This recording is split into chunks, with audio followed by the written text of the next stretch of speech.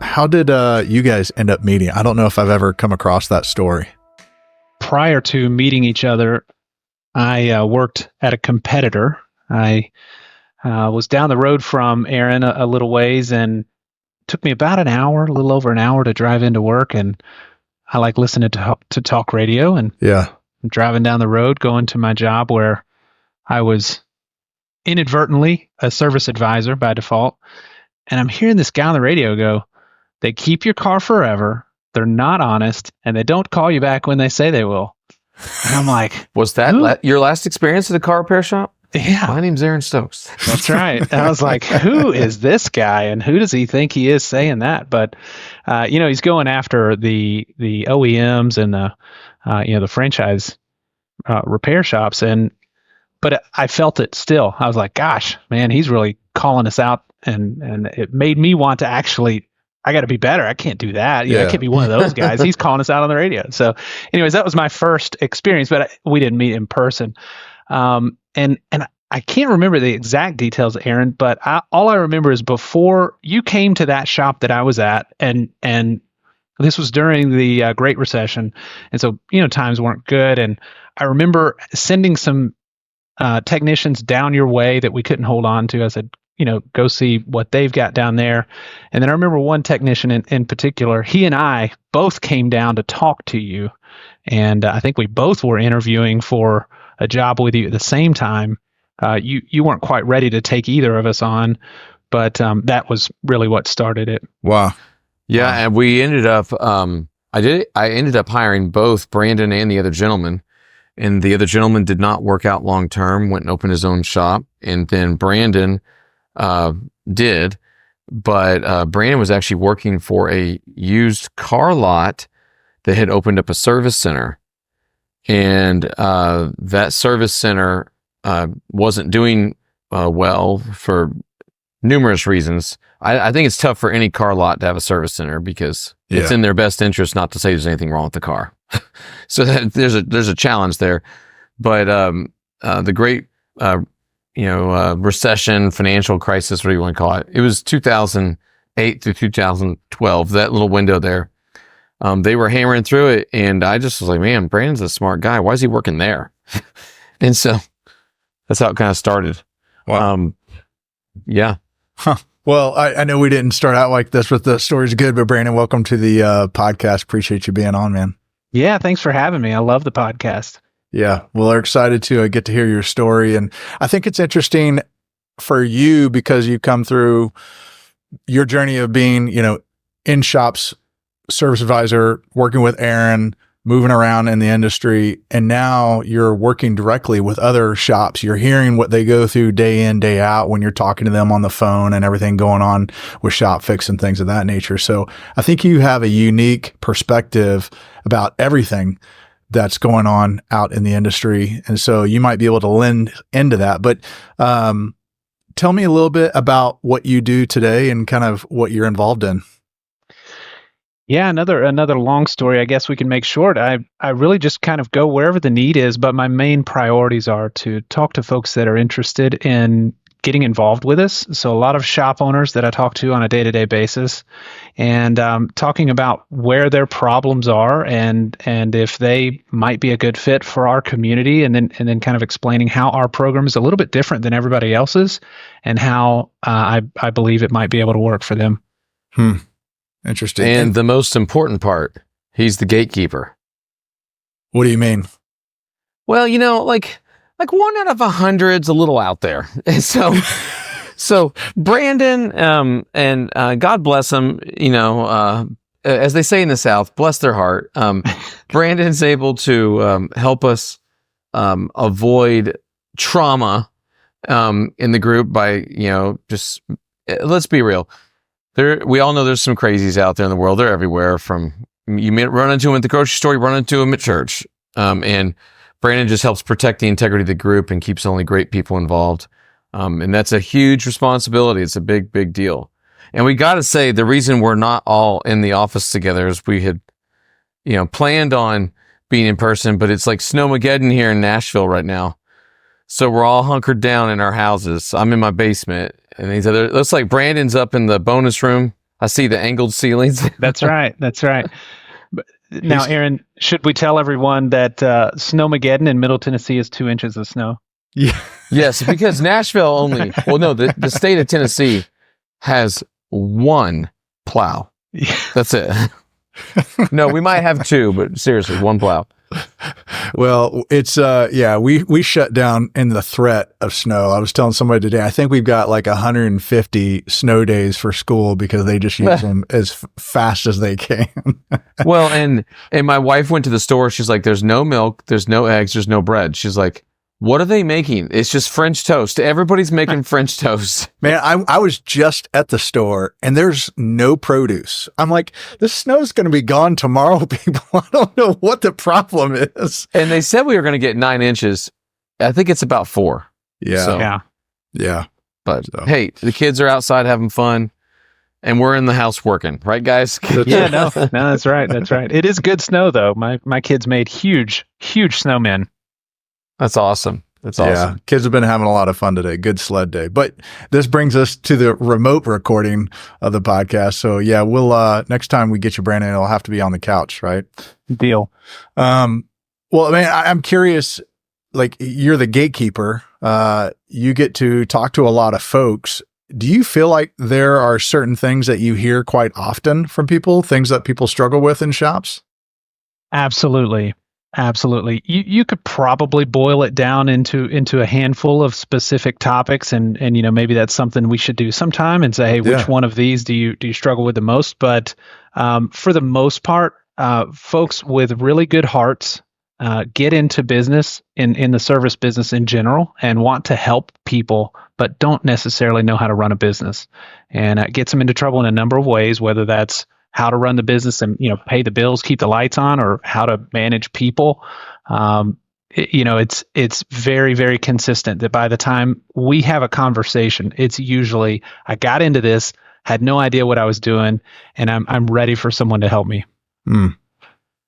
Yeah, no, I could see that. If somebody listening right now might be in that situation, might be of that component where they have the good heart, they're running a shop, they're struggling with it. And you mentioned a few things. Are there anything that you typically hone in on when you talk to someone like that they might be struggling with specifically? Some of the more common are going to be that they don't exactly know how to motivate their teams to be able to produce the results that they need. And some ways that could look are when you look at someone's revenue, they are frankly just paying a lot for people and the numbers are out of balance. It could be that they have too many people and they're afraid to let them go. It could be that they have them on a salary with very little incentive for them to actually produce results, and they don't have the ability to manage them to produce those results. And so they're relying on a pay plan that just doesn't work and doesn't produce the results that they're looking for. That's probably one of the more common problems that I see. It could be technicians. It could be the service writers up front.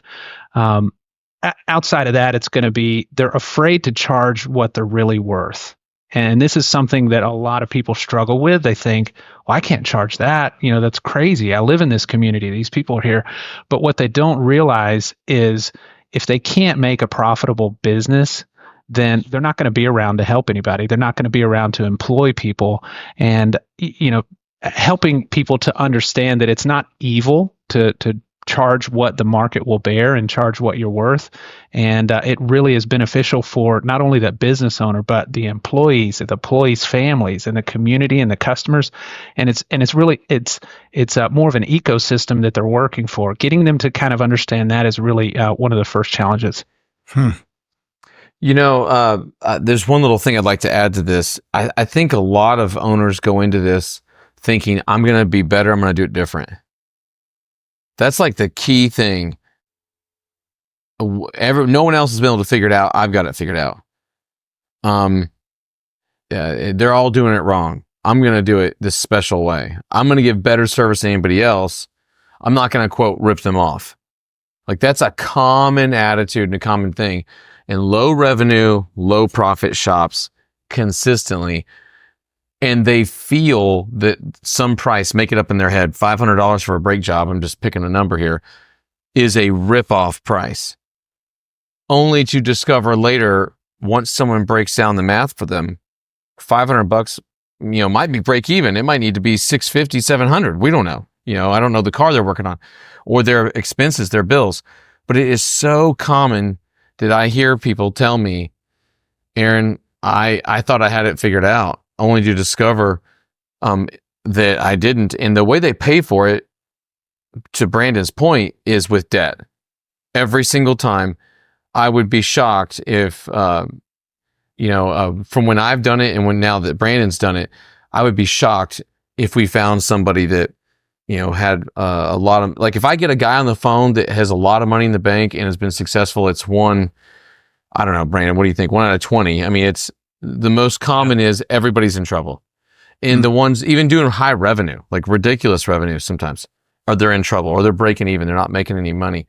And so it's very interesting that there's this hubris, there's this attitude that I'm going to do it different and no one else was able to figure it out, but I'll figure it out. And all their ideas aren't going to work. Yeah, I agree with that. I think just to kind of take it a step further too, I work harder than others, and so when they come up against those challenges, I think the initial response for small business owners is to just put in more hours and so they'll call you and they're working 60, 70, 80 hours a week, but they're breaking even, and it's like, wow, you're killing yourself. Let's talk about working smarter. Yeah, you could go work for somebody and make more money. And so then they don't own a business, they own a job, right? Yeah. At that point. Wow. Yeah, it seems like a motivation based upon they've been burned. They've gone through a situation, they've seen it happen, and that idea of I could do it better, that's so common. I mean, it's such a drive, I think, a human drive to do it better, but you're not in that situation. You never experienced it. You don't know what's on the other side of that. You don't know what it involves. It takes a humble attitude to actually say to yourself, has someone else probably said the same thing? Has someone else probably tried this already? There's a saying, success leaves clues. I don't know. There might be a podcast that talks about that, but there's an opposing saying that failure leaves clues too. Yeah. And no one pays attention to that. They don't pick up those breadcrumbs. And a lot of them, when they call in, they're already on that path. Now, don't get me wrong. Brandon will tell you, we do talk to some successful owners every so often that are already doing well. And then when they join the program, they just explode. They blow up. I mean, it's crazy. It's like rocket fuel for them. And the ones that are suffering when they join, we actually have to somewhat talk them into things. Like, are you sure it's going to work? Why? Why is that? It's crazy because somebody might believe, for example, that direct mail flyers doesn't work. That's a common thing that we hear. And they'll say something like, I tried it once, it didn't work, so it doesn't work. That's old school. That's from the 1800s. It's 2024, 2025, 2026.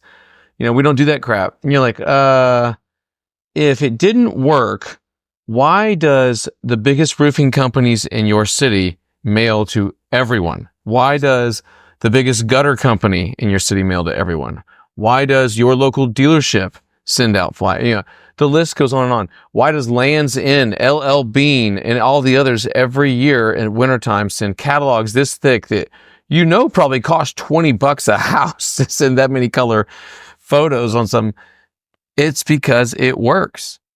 And people, once they have an idea in their head, if they're not doing high revenue, there's a strong chance that they're probably pretty stubborn on some viewpoints.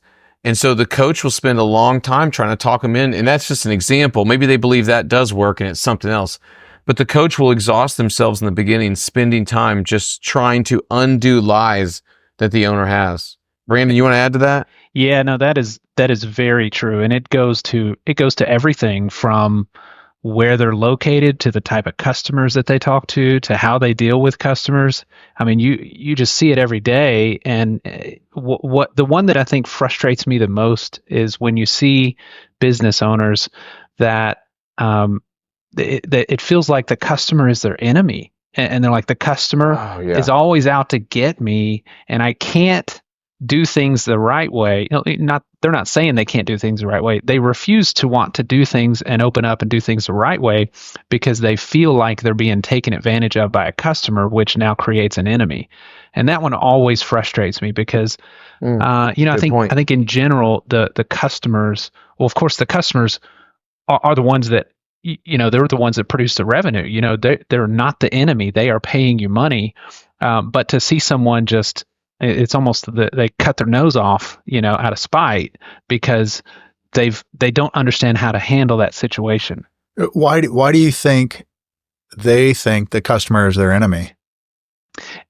A lot of pain. I mean, it's just painful experiences that they don't understand and they don't know how to deal with. So those that don't remember or don't know this, who haven't seen all the podcasts, Jay worked for me 20-ish years ago. 21 now, probably. Yeah, probably. It's old enough to drink. It should have been drinking at the time, I think. Cheers, boys. Cheers. and I don't know why Jay left. I mean, I say this all the time. I mean, I had a great boss. I had benefits. I worked next to a cemetery. It had only been 6 weeks since I had paid him. I don't know what his problem was. We had so much fun. The fun paid for itself, It did. It paid your mortgage. But seriously, I mean, I didn't know what I was doing back then.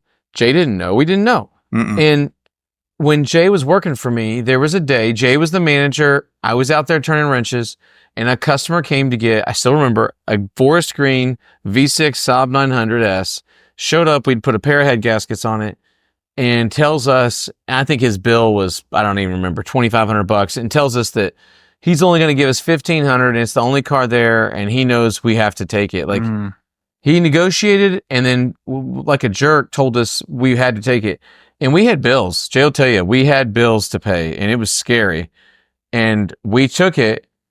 And I remember, like most of our customers calling in, our clients calling in, that feeling of the customer now becoming adversarial with me. Yep. And what we didn't even realize is we didn't give enough value. I wasn't dressed right. The shop didn't look like a presentable shop. We didn't have the fancy warranties. We weren't answering the phone right. We didn't have the branding. We didn't have any of that crap. And that whole image, the wrapper that you put around, the present, is what brings the value. It's, I saw a guy the other day, who posted something in one of the Facebook groups, and it said, it was like a bottle of water, and it said, this bottle of water at the grocery store is 50 cents. At a gas station, it's $1.99. At a hotel lobby, it's going to be $5. Inside of an airport, it's going to be $10. And then it said, here in our shop, this bottle's worth, I think it was $188.56. And it said, because that's the minimum amount we're willing to sell this bottle of water for to cover our gross profit. And they were joking around about their gross profit per hour that they needed to hit. Yeah. And it was a joke, but it's so true. All that mattered was the place. You put the water in a different place, and all of a sudden it was worth more money. And we just didn't know that. I mean, the moment you put a technician in a nice uniform, put a nice brand above his head, whether it's Mercedes, Ford, GMC, or Billy Bob's Auto Repair, all of a sudden you can charge more. And it's a sad thing that these customers aren't the enemy, as Brandon so well put it. They just are doing what they know to do. And let's be real, they are asking you to bring your value, your price down to match your value. And Yes. So many owners are frustrated because they think, I fixed your car, isn't that enough? Yeah. And they don't realize, well, I had to call the shop over and over to find out it was done. You missed the deadline by 3 days. You told me now it needs more than what it needed on the first estimate. You had to call me back and ask for more. And so all these things stack up. And while the owner thinks that the repair still got value to it, the customer is sitting here saying, this is the biggest pain in the butt I've ever had in my life. Yep. That's right. Or even worse, they don't even trust. They don't even trust. So you're telling me I should pay you this, and you're telling me you did these things, but I don't even trust you. I don't even know that I was supposed to do those in the first place. And it's because you broke the trust on something small. You didn't call them back when you said you would. Yeah. So you're saying the experience and the lack of value is what creates the enemy in the customer. And that's in every business, fast food to getting a massage. It's everything. Now, quick word from our sponsors. There's that moment after every job where you hand the customer the keys and they extend their hand for that handshake for a job well done. There's just nothing better than that. But those interactions don't happen if you don't reach out first. Upswell specializes in outreach for repair shops. At Upswell, you get a dedicated marketing consultant skilled in auto repair strategies to help you identify your ideal customer and create a campaign that hits the mark with perfect targeting, eye-catching design, and a compelling message to fuel your growth and get you more of those handshakes. Upswell handles it all. They even offer a free marketing assessment and 10% off your first campaign for all new customers. Get more customer handshakes, get more customers in the door, and get yourself an upswell of new business. Visit them online at upswellmarketing.com. Again, that's upswellmarketing.com. And now back to the episode. It's crazy how that works. And I think you hit on a topic a little bit earlier when you said, I've tried it once, I've tried it once. I'm not going to do it again. There's no value in that. I hear that a lot, man. I work with some really large companies, and it's crazy to me when a company says they've tried something once and you mention it to them, like, perhaps you don't understand what you did. Perhaps you didn't do it the right way. And the fact that you've given up on it means you're likely never going to succeed in that area. Well, and there's split testing. People don't know how most of the time to do really clear split testing. I push it like crazy in our company, and myself, I forgot last night. Brandon and I were in a meeting last night with Berg, and Berg said to us, no, we're going to go one more time doing this exact same way, and then we'll switch it. I was like, oh my gosh, she's right. And it's true. Like, you have to do an accurate test, you have to use all of the right tools instead of a controlled environment. And if you change two things, well, now we have no idea what caused it. Was it the mix of the two? Was it just one? Was it none? Was it something else, some other external factor? Yeah. And testing is huge in business, and so many business owners don't know how to do a proper test. And so, for example, with direct mail, they'll send out something once and go, it doesn't work. Well, you can't do direct mail once. You got to do it 3 times in a row to even get it. It has a delay start and also has a delay end. You turn it off, it'll keep working for 3 months after you turn it off. But the problem with direct mail that people don't understand and get is that even the flyer itself, there has to be a formula. The way you mail it, there's a formula. And it takes all of this stuff stacked to create the results that you're looking for. It's crazy to me. We'll have people even in ShopFix that Brandon will talk to. I've done everything y'all said. And then we go, well, did you try this thing? Oh, I haven't done that. I'm not willing to do that. And so they'll be like, we'll find out 4 things. Or even our coaches will even be coaching a client, and we're beating our head against the wall. We'll have to send somebody to the location, somebody who lives close by, who's a successful shop owner, or maybe another coach. They'll drive by and go, holy crap, this isn't, none of this stuff's being done. And we're like, no wonder. And so where there's smoke, there's always fire.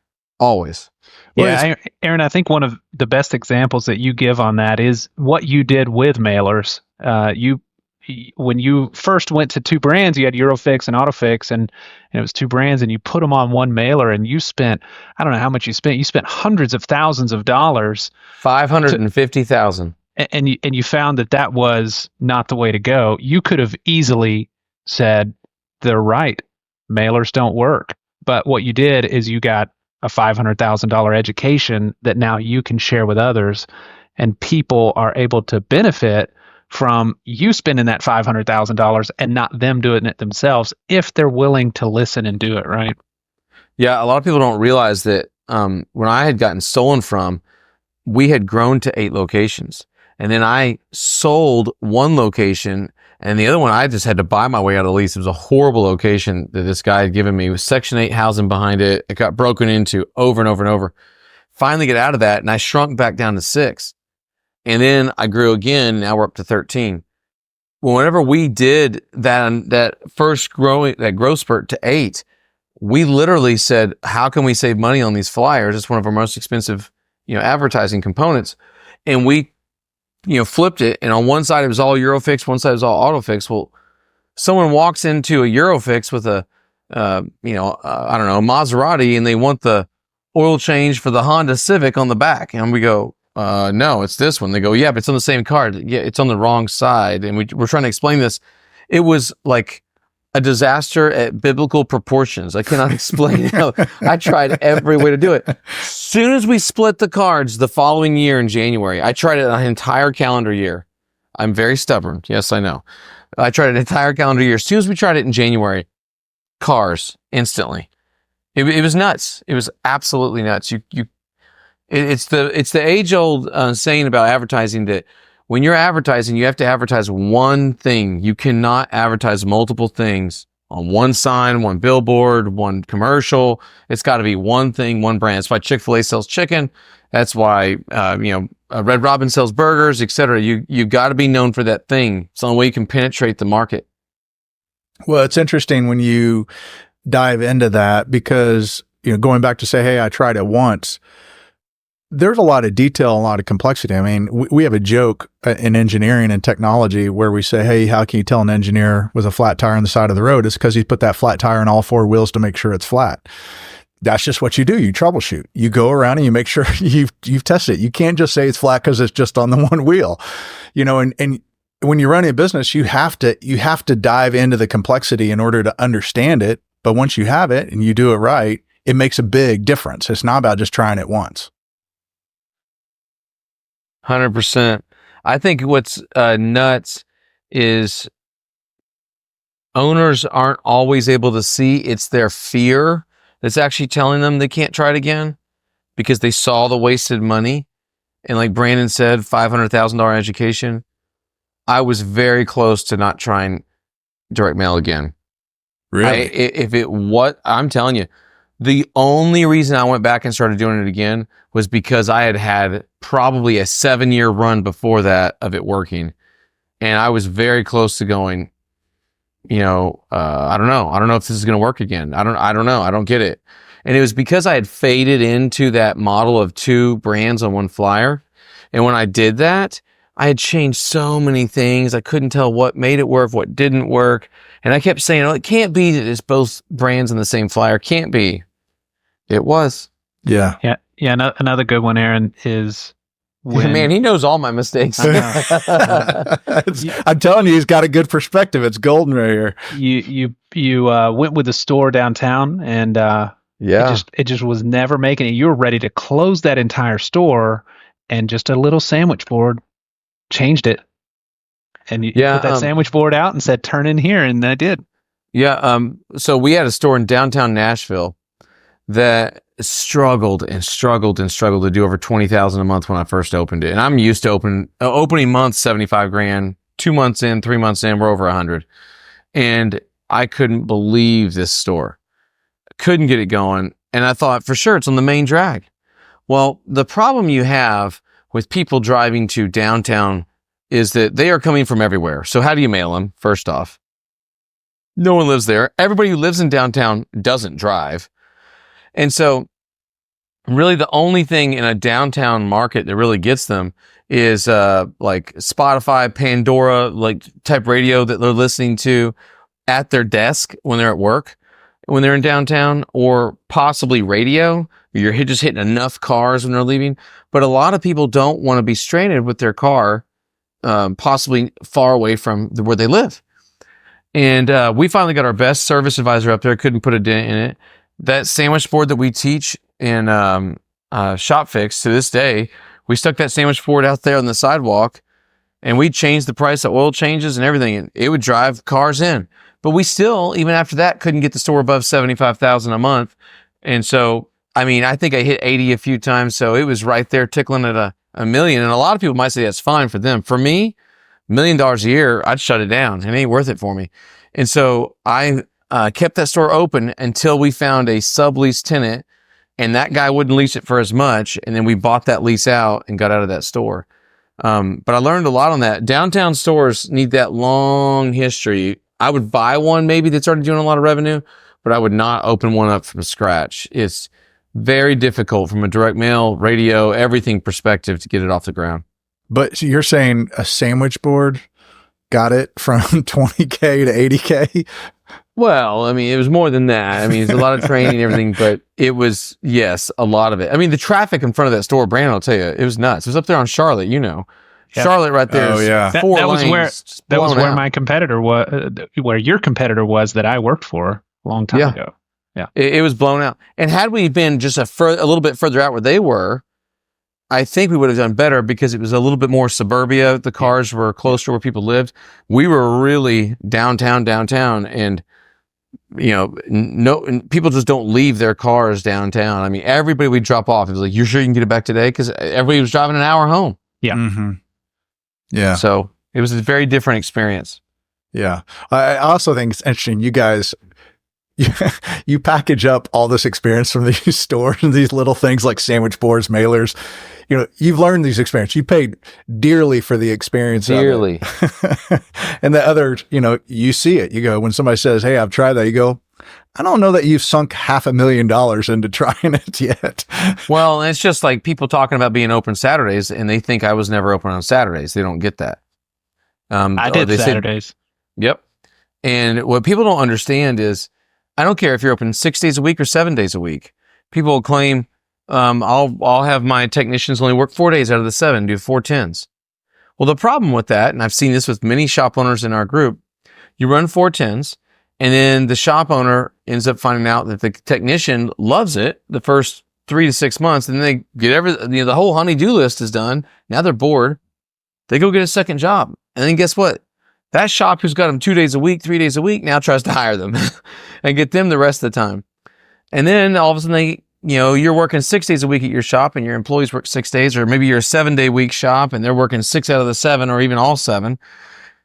All of a sudden they come in and turn in their notice. Why you want to leave? Oh, so-and-so offered me the same money for only 5 days.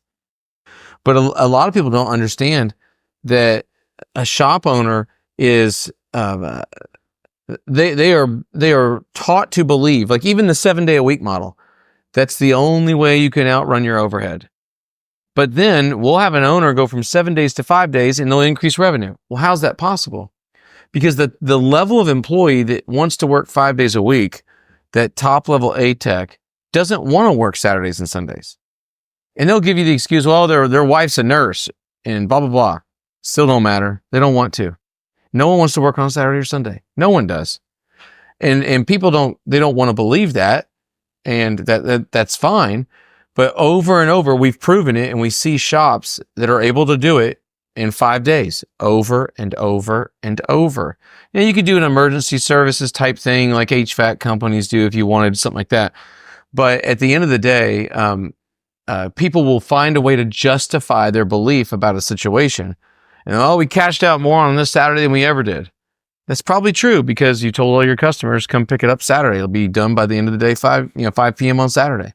And so all the work gets funneled to it. If you made Friday the day you close, it'd get funneled to that day. If you make Thursday the day you close, it gets funneled to that day. Right. We just push the work to that particular day, the last day of the week. And so shops create their own result. And then Brandon ends up on the phone with these guys telling him, this is the way it's going to be. And it's got to be blah, blah, blah. And the sad thing is I had an owner call up and join at one point, and they refused to do several things. I said, hey, that's fine. You can still join. And he joined, and he basically called me back and said, hey, man, I don't know if I can do this. And I said, what's the deal? And he gave me some of the things. And I said, have you heard them out? Have you tried any of this? He's like, well, not yet. And I said, all right, don't do these 3 things that are sacred cows for you, but do these other 7. Just see what happens. Sure enough, 40% increase in revenue on the other 7 items. And now all of a sudden is willing to try one, not all 3 of them yet, but he's now tickling with one of them.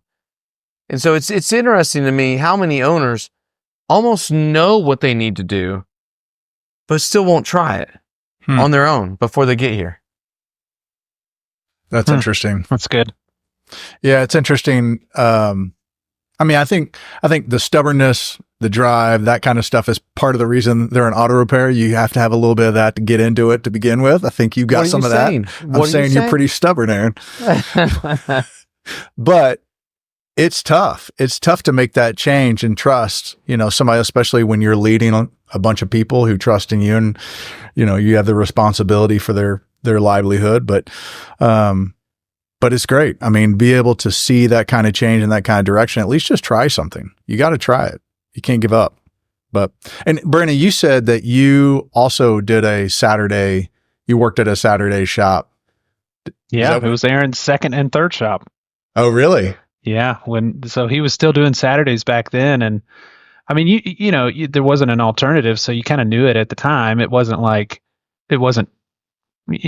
terrible adversarial. I think we traded off Saturdays or something like that. I can't remember how exactly we did it, but it was certainly one of those things where it's like, man, I don't want to work Saturdays. That's, yeah.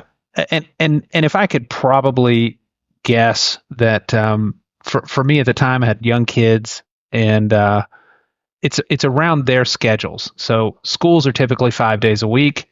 When they're in school, it's no problem. Let's work all we can. It's when they're out of school where it starts to get tough, and it's like, man, I don't want to be working this late. I don't want to be working on Saturday. I want time with my family.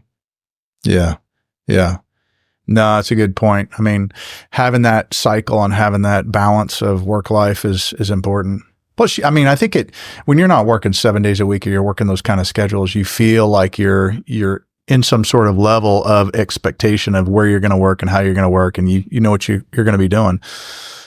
What else do you feel like, you've got shop owners listening here who might be in that situation. They might be struggling. They might be having some challenges. Is there anything else that you would tell them that you typically hear and you find of value? Usually in our conversations, I get to a point where you hear the same things over and over from folks. And I think that it's important that someone understands that what you're feeling and the emotions you're having are very common. You shouldn't feel like you're a failure. You shouldn't feel like you can't change, that there's not something better out there. It's the situation you're in is very common. A company like ours wouldn't exist if it wasn't. But there is a better way. There is, all those frustrations you have can change if you're willing to take the action and do it. A lot of times I'll tell people, we will provide you with a vehicle to run this race. We will not provide you with a driver. You must be the driver. We'll provide the vehicle though, and I know you'll be able to do it. That emotion side of it is a big one, I think.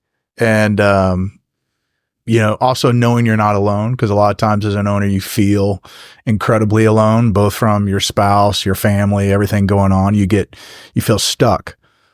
But it sounds like, that's a very common thing that you talk to with these owners. It is. Yeah, I think a lot of owners are, they show up to Shop Fix events and are shocked how many owners feel the exact same way they do. And then the next feeling they feel is relief, because they're like, I'm not weird. Yeah. I thought I was crazy there for a minute. I'm not crazy. And that's all of us. I mean, me included, still got shops, and it's hard. Shops are, auto repair is hard because you sell two things. A lot of businesses sell labor with their parts or their materials, but it's very little. When you sell a lot of labor, and like literally roughly 50-50 labor and parts, it is huge it's huge. It is hard to become good at that. It's very hard, and they don't understand it. And it's so competitive, and that's why we have to have a lot of commission pay plans. Like back in the day when Brandon worked for me, all my technicians were hourly, with overtime plus a team bonus every month. And I thought that was the best way to do it. And I remember finally looking at my labor costs back in, 2009, 2010. And I was like, this is crazy. I was $52 an hour on labor cost, unloaded. And at that point I was like, what am I doing? And I had 5 techs to do 130 a month. And I remember one of my technicians, I said, I'm going to Flat Ray. I'm going to fade y'all over. We just can't keep doing this. And one of my technicians said, yeah, the party's over. And I said, what do you mean? And he said, oh, nothing. I walk off. Well, then he tells John, my brother, that, we're about to have to crank and get some work done. And John's like, I know, man, it's already been hard. He goes, buddy, you don't know hard. He's like, I'm about to, tear it up in here, blah, blah, blah, blah, and my buddy John, was talking to him and he's like, what do you mean? You've been tearing it up. He's like, no, you haven't seen nothing yet. I'm about to really crank. You think I've been cranking? I haven't been cranking. And that bummed me out. Like, cause this guy starts bragging. He doesn't even work for me anymore. He starts bragging to another employee about how he's going to crank and how he's going to turn out all the hours. Never did before. And we literally were able to do 130 with 3 guys almost overnight. And the 3 guys that were the better employees all made more money. If flat rate's done correctly, even a slow technician should make more money because you are sharing profits with them. And then in a slow month, whenever your costs drop, at the same time, they should still be making roughly what they were making before. And so a lot of people don't understand that, but even if I have a slow technician, if he puts out great work, we pay the high hourly rate. I don't have a problem with it. You just got to get the right mix of techs in a building. Maybe you have some cheaper techs to make up for it, but people think I just make up this thing about flat rate. No, I did it for like a decade with multiple locations and it did not work. There was no way to get it to be successful. And once we finally switched, it was all the difference in the world. Yeah. Well, it's funny. I think all the things I'm hearing, Aaron, you've tried.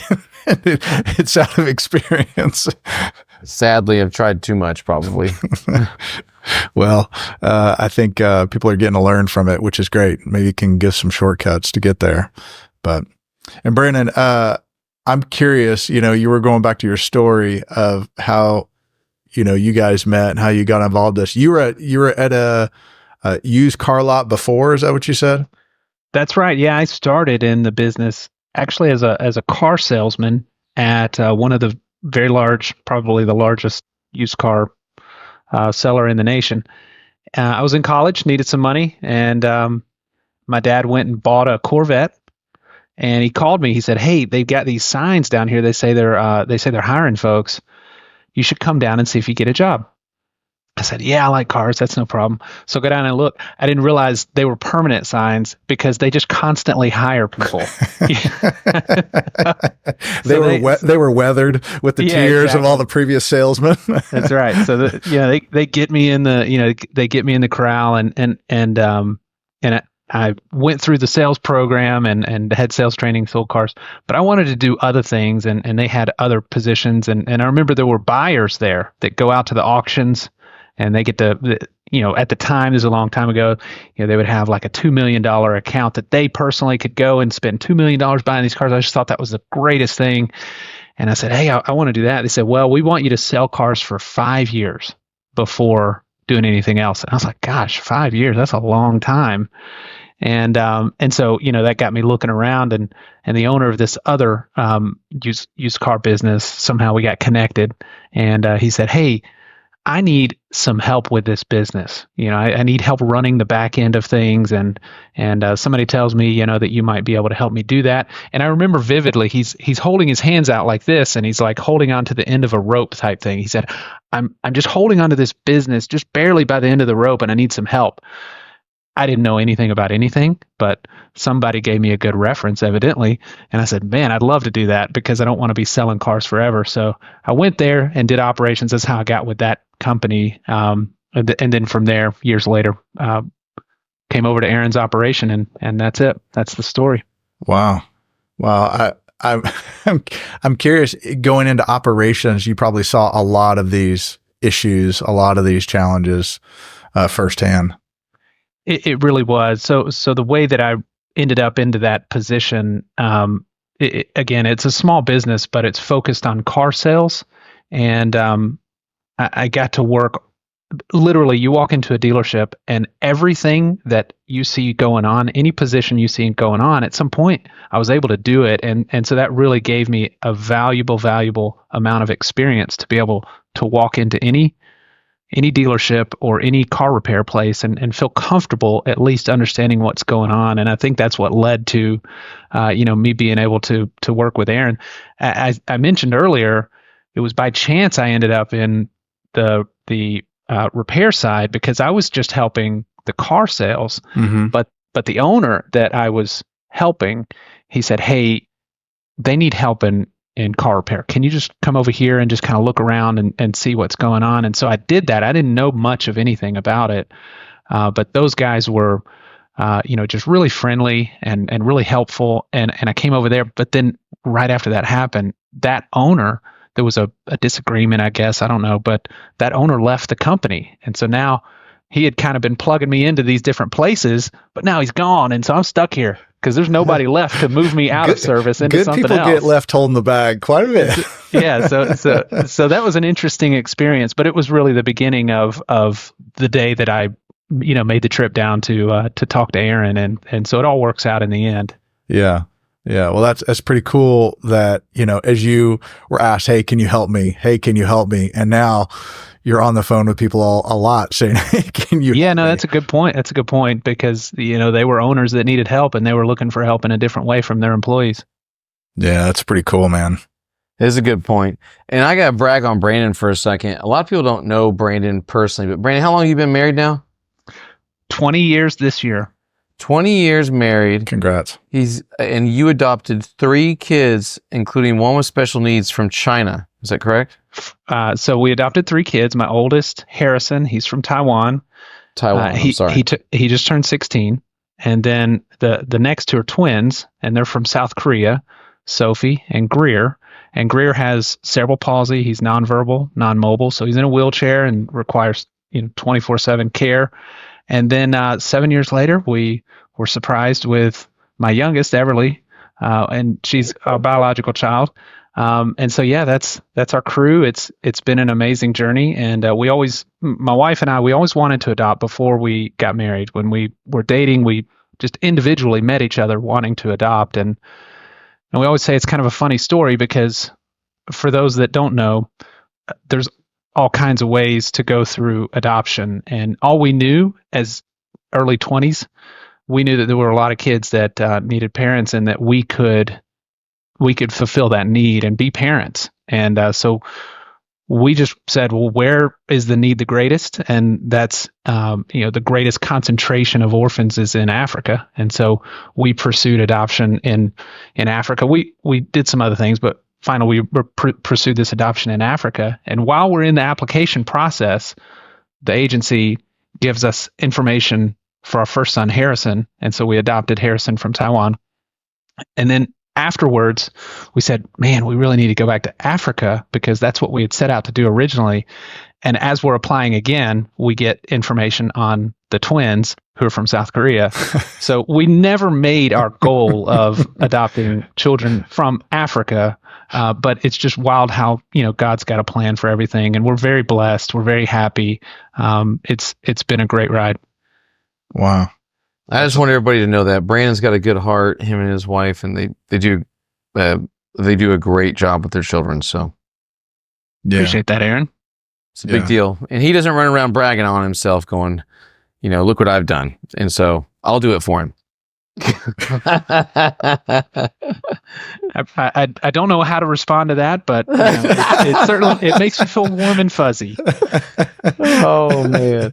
Well, I just want everybody to know when they talk to Brandon, we don't have this slimy sales guy on the other side. And not only that, he's not charged to be a salesman, and just sell everybody he can, blah, blah, blah.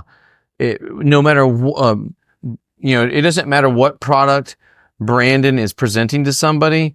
It's all the same for Brandon. And we set it up that way on purpose. We want him to, with integrity, be able to give someone advice and do the right thing. And all the time he talks people out of spending too much money with us all the time because it's not the right thing for them. And that is because of the integrity that Brandon has. So I just wanted people to know the type of guy that he is. And then on top of that, he turns people down that try to throw money at us that would not be a good fit for what we're doing and doesn't just take their money as well. So he's a man of integrity and he's a good dude. And that's why we were excited to get him back and excited to have him helping us kind of protect the flock with ShopFix and keep our little family that's now become a big family rocking in the right direction without any drama and any crazies. Yeah, I appreciate that, Aaron. I if I can just say one thing about that, just about the adoption and about Greer, my youngest son with special needs, I think it really actually is a benefit to what I do, and it really has helped me in a lot of ways to just be a better person. When you have a son that requires 24/7 care, they rely on you for everything, and at the same time they can't tell you what they need, they can't tell you what they want. It's taught me to pick up, I think, on cues that are nonverbal and be able to communicate with empathy and to sort of dig deep into, okay, I hear what you're saying and I see what you're telling me, but there's something else going on here. And I feel like that's, maybe a superpower of mine, to be able to just have a conversation with somebody, one human to another, but I can tell there's more to this conversation than what we're saying. Man. I mean, honestly, Brandon, it sounds like you have a component of caring and also a component of patience that I wish I had. You've obviously fostered it in more ways than one, but it comes across. And I mean, I know Aaron recognizes it. I think if somebody's listening to this and you want to talk to Brandon, you can call Brandon and talk to him, because that's what he's there for, is to listen to you and figure out a path forward for you, with the same kind of patience and caring that he shows with everybody he meets. Yeah, even if you guys aren't interested in our program, you can call Brandon and get a lot of smart advice. He's a smart dude. And when you go to the ShopFix webpage and you look at the text phone number or the call phone number, that's the guy that answers. Yep. That's me. Yeah. Awesome. Well, Brandon, man, I appreciate you being on. It's fun to get to catch up and hear the story, and also just for the really valuable lessons and how they connect, and also exposing Aaron for all of his mistakes that he's made and how he's had to learn. Oh, come on. We didn't even do that. We could, Aaron, I don't know. We if don't you have want to enough chime time. in here. No, we got to wrap. He wants to wrap I don't feel like up. we even scratched the surface there. We don't have enough time. It's those mistakes, though, that, those are valuable mistakes. Yep, absolutely. The best ones. So, Brandon, thanks so much, man. All right. Appreciate it.